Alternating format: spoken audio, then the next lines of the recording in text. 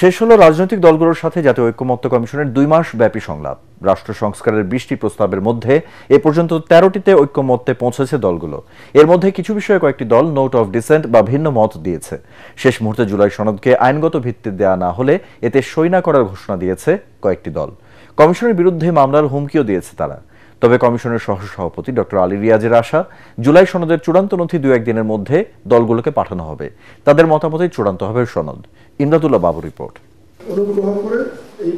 রাজধানীর foreign service একাডেমিতে জাতীয় ঐকমত্য কমিশনের সাথে দ্বিতীয় পর্যায়ের শেষ দিনের সংলাপে উচ্চকক্ষ গঠন ও নির্বাচন পদ্ধতি, রাষ্ট্রপতি নির্বাচন ও তার ক্ষমতা, রাষ্ট্রের মূলনীতি, সরকারি কর্মকমিশন, দুদক, মহা হিসাব নিরীক্ষক ও নিয়ন্ত্রক এবং ন্যায়পাল নিয়োগের বিধান ও নাগরিকদের মৌলিক অধিকার সম্প্রসারণ বিষয়ে আলোচনা হয়।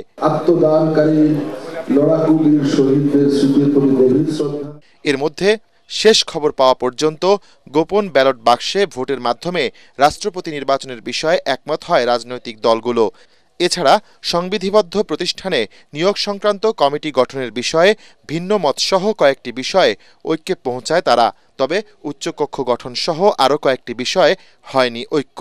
বাংলাদেশের আর্থসামাজিক বাস্তবতায় সাধারণ মানুষের ট্যাক্সের টাকায় আমরা এ ধরনের উচ্চাভিলাষী উচ্চকক্ষ একেবারেই অপ্রয়োজন। উচ্চকক্ষের যে প্রস্তাবনাটা এসেছে, আমরা এই উচ্চকক্ষের এই প্রস্তাবনার বিরোধিতা করেছি।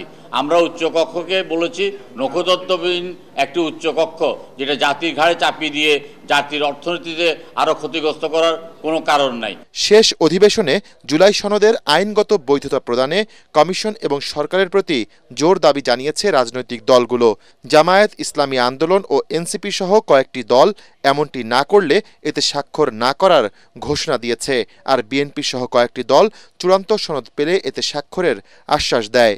৫৪ বছরের শপথ ভঙ্গ করে একেবারে অফিসিয়ালি, তাইলে এখানে মাত্র আমরা গুডউইলের ভিত্তিতে অঙ্গীকারবদ্ধ হওয়ার ভিতরে এটার কোনো যথার্থতা নাই। এবং এটা আমরা এতদিন যা কাজ করছি, যদি এটা আইনি ভিত্তি না দেয় তাহলে এটি জিরো।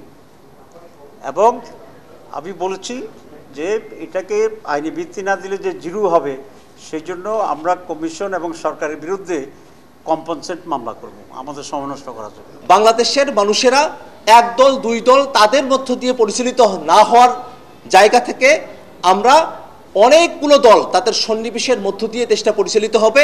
গণ অভ্যুত্থান করেছি, ছাত্র গণ অভ্যুত্থান করেছি, ফ্যাসিবাদের বিদায় হয়েছে, এটা কি আইনি ভিত্তি ছিল? এটাকে বলা হয় legitimate expectation of the people. আমরা জুলাই ঘোষণাপত্র কি স্বীকার করিনি?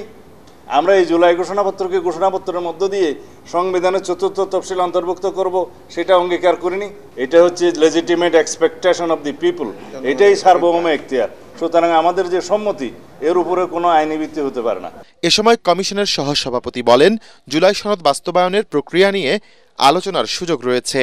আনুষ্ঠানিক এবং অনানুষ্ঠানিক যোগাযোগের বাইরেও পরবর্তী সময় যতটা সম্ভব দ্রুততার সঙ্গেই আমরা এই বিষয়গুলো আলোচনার জন্য আপনাদের সাথে আবার মিলিত হব। চূড়ান্ত খসড়াটা আমরা খুব শিগগিরই আপনাদের কাছে দেব, যেটাতে আপনারা স্বাক্ষর করবেন বলে আমরা আশা করছি। আপনারা আলোচনা করবেন বাস্তবায়নের প্রক্রিয়া কিভাবে এই সনদে অন্তর্ভুক্ত হবে।